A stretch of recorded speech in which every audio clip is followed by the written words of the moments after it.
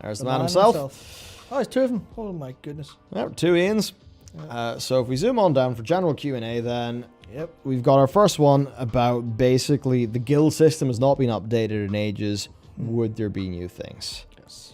So, let's see. Ian agrees guilds are a central part of the WoW experience. For so many people, your guild's a group of friends, family in Azeroth. We recently updated our guild in-game finding tools to make it easier for people to search for guilds, but we would like to do more in terms of activities or rewards for playing together.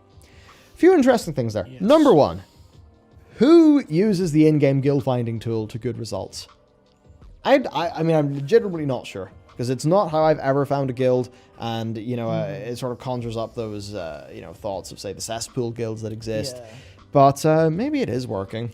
It's the sort of thing, the engaged players will probably never see that system, but you've got to imagine there's a humongous quantity of just low-level WoW players. Not low-level like that, but, you know, under-the-radar WoW players who actually do use it a bunch. Our guild's definitely picked up quite a few from it. Really? Yeah. Wow. Yeah, quite a lot of the non-old friends that go back part of our guild are from actually picking up people through the guild finder, where it's just, you know, Tom, Nick, or Matt would write something. By virtue of writing it in, you know, writing it well in decent English and explaining everything well, as opposed to just being, you know, whatever shite cesspool guild would come up with. Yeah. So we do get people through, so it's there, it's good. Gotcha. Our TLDR then for the guild stuff is they are interested in more activities or rewards for playing with your friends in your guild, but not getting a catalog system back for the usual reasons, which is basically just why start a new guild when, you know, you get your guild teleport and you're all of your jazz, which I guess sort of makes sense. Yeah, I mean, I think the entire cesspool guild was just born out of the extra 10% gold. Yeah, I think that I'd love to see a World of Warcraft guild community experience without cataclysm happening there. To you know, remove the financial incentives for running a guild. Or at least the World of Warcraft financial incentives. Yeah, just going to move this keyboard so that... Oh, wait, no, that doesn't control that. I'm silly. Whoops. No. So for the next one, we don't need much. It's basically just PTRs for 9.1 and TBC are about the same time. Yep. Basically, Ian just said they're not going to release on top of each other, but equally they don't want to artificially space them out so that, you know, retail players or modern players are punished for classic and vice versa, which does make sense. Now that said, business-wise, you don't want to have two marketing campaigns kind of at odds with each other. So I imagine there will be some form of artificial split based on when they could possibly ship those things the soonest. Yeah. But I do imagine 9.1 will get priority there purely because classic's all happy and good, whereas modern is struggling a little bit. Yeah, I don't. Waiting an extra couple months won't kill TBC classic interest. Yeah, I doubt it'll even be months either. Yeah. So let's move on to Mythic Plus. Find out what this system is like. Oh, baby. Let's go. So, yeah, he says, Mythic Plus is core, blah, blah, blah, but there is no other special reward for pushing high keys. Will there be an official ranking system in the future, and maybe award the high-ranking team with some title like Sinful Gladiator? Is this an old interview, or have they just not checked PTR? Yeah. Well, no, they're aware of the PTR based on other things here. Yeah. And will there be other awards for high-time keys? For example, 20 plus. Well, that almost feels like a plant because Ian's got a perfect response to both of them. Yeah. It's like, oh, yes. Funny, you should ask that, wink, wink. Yeah. So he says, yes, we want to have some high-end recognition the same way that there is for PvP, in the way there's Sinful Gladiator, but there's also Hall of Fame for Raiders. He says he agrees that Mythic Plus should have something similar, and... Oh, he said, in Chains of Domination coming up very soon, coming to PTR within a week. He just said they're doing a Mythic Plus rating system. Oh, so this is, okay. Yeah, this is old, but I guess only just being surfaced. Yeah, so translation takes time. Yeah, so he basically just says there's going to be the scoring system. We already know about that. And what he does not say here, because I guess he didn't know about it yet, there is a plus 20 reward, which is the ports. So if you do a plus 20 key in time, you will be able to teleport on an 8-hour CD to the dungeon entrance. That 8-hour CD resets when you finish a Mythic Keystone dungeon, so it's not, you can't use it to teleport around willy-nilly, but you can use it if you intend to go get a dungeon done. which is So, Storming and Spiteful melee players. yay! I love being a holy paladin with Storming. Yeah, so man. Ian has said that they're actively discussing for Season 2 those two affixes, that they've made some changes. Yeah, they've done some changing.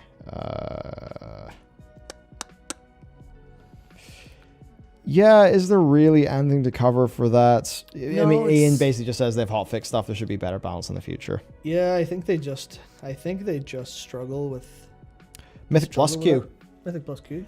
Okay, I'm going to read. So basically, it was asked to Ian, could there be matchmaking for M+, to which he says, some of it comes up a lot. We hear this in PvP also, and a lot of people ask us about PvP solo queue. PvP solo. And people who wish there was some kind of rated solo queue system.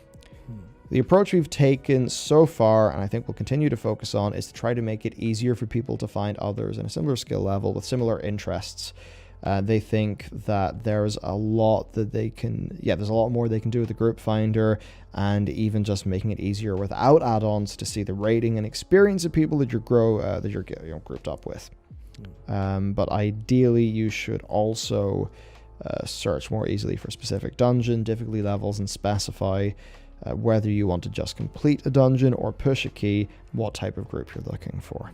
To which he says that all those things will just make the group finding experience better. Now, this is the big thing. The big concern with matchmaking in WoW is that unlike a lot of games that do have matchmaking, where in Overwatch and in MOBAs like League of Legends, you play different champs, you play different heroes, but in WoW you are your class, you can't change that, so competition matters massively. So one thing is, composition. So they don't want to just like autofill your group comp, which would break Mythic Plus in a whole bunch of ways. So that's mostly that. I think what I would also throw in is just there needs to be incentives to play with other people and then stick with that group of people in the long run. It has to, the more that it's a situation where you're thinking, if I make an absolute dick of myself, these people won't like me, and that's bad because I want them to like me. Because that is like the social glue that actually keeps an MMO going. Yeah. And the more WoW has got those things, the rougher it'll be. And it's tricky because the idea of, a rated, solo queue PvP, I would kind of like that for some of how I would play the game. But I know that it's something I would immediately like that would be bad for the quality, it would be bad for the longevity and health of the game. 100%. It's like when they're talking about the group finder and how to actually like improve it and make it better, they could do so much more. I am shocked that they have not done more. It is possibly the worst thing I've ever tried to use that I can remember, and it doesn't even get too much better with add-ons that upgrade it because they can only do so much with the actual information. And honestly, the fact that I can't just say, I can't give the game, I want a +4. I can't say that. Because I stick in +4 and I get everything else. I stick in a +1 and I get +10s, +11s, +12s, +13s, +14s, all in a list. And it makes it absolutely impossible to find anything quickly. And then I need to rely on a bunch of add-ons. Or like LVI Win Tools, or the other one, that the weak R that expands to show classes. None of this stuff is available to players, so players aren't being trained by the game to look for things like composition. They just click, and then people hit decline, and they don't know why they declined, and it's this big massive thing where you can't actually figure out anything. You can't figure out anything why you're being declined. No information's available, and it's such a nightmare that my only solution is list my own key, because I'd rather like, if I have a low key on a new character, I'd rather grind that up over time than sit, because I have actually sat down with like an hour to do a Mythic Plus and not been able to do it within the hour because I've spent 25 minutes on like a new character with low radar IO looking for something, and it's, especially as a DPS player, it's so frustrating. It is so frustrating, and I think that giving people the tools to do that, to establish all this information is important in the group finder is like thing number one. And then thing number two is, like you were saying about the community aspects of it, they need to find a way to make mini guilds or something in game. Now, the for hope is Mythic probably Plus the groups. communities could help with that. Communities could probably help with that. They need to do a little bit of a better job of actually enabling that and getting groups of 5 people together, sticking together, and having schedules to do M+ and all that stuff. So I think they're getting there with the actual rewards scheme, because even I was talking to Dakar about this last week, yeah, about how I don't really care too much for Mythic Plus now because my character's already geared, but the idea of jumping into a fresh season, getting all this gear fresh, all this valor fresh, actually does pretty much excite me. Big same. So it's they've already worked on that side of the problem.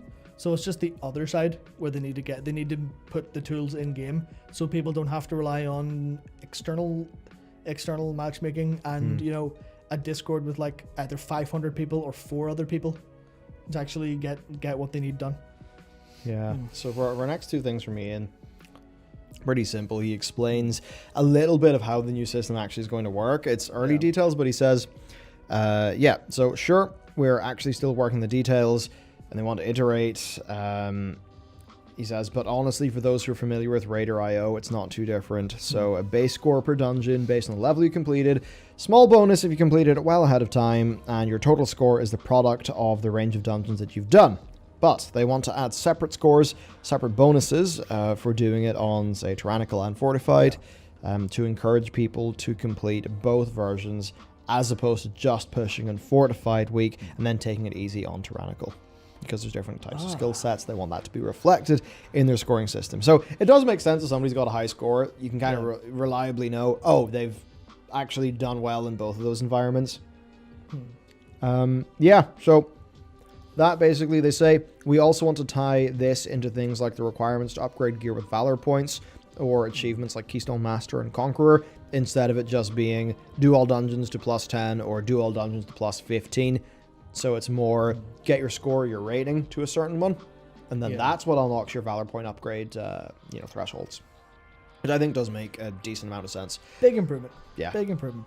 I mean, the 9.0.5 system is obviously just them shoving it in the best way they could. Then the other just interesting thing is, there's no details, but for each season they develop multiple affixes internally, and they test to see which one is the most fun. But we don't know what the domination affix is yet, I believe.